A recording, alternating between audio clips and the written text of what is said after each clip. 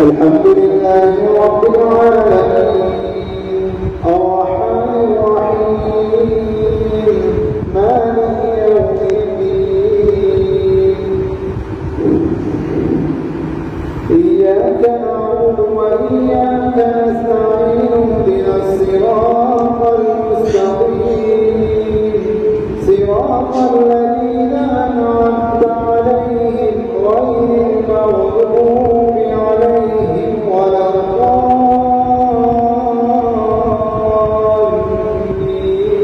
الضالين.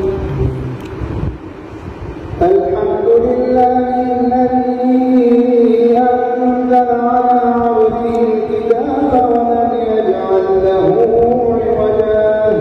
قيما لينذر بأسا شديدا من لدنه ويبشر المؤمنين الذين يعملون الصالحات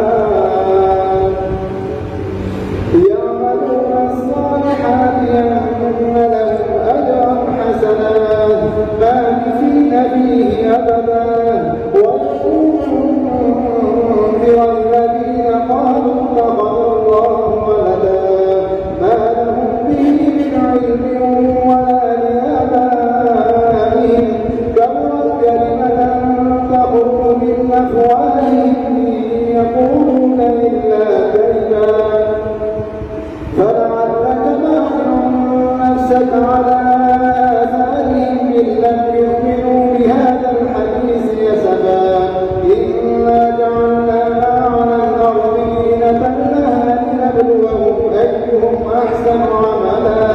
وإنا لجاعلون ما عليها سعيدا جردا أم حسبت أن أصحاب الكهف والرقيم كانوا من آياتنا عجبا إذ أوى الفتية إلى الكهف فقالوا ربنا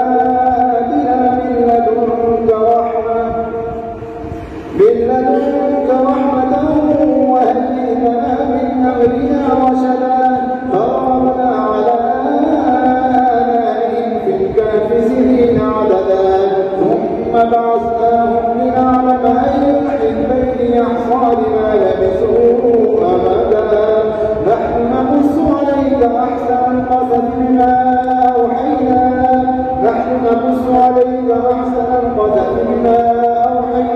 إليك هذا القرآن نحن نقص عليك نبأهم بالحق نحن نقص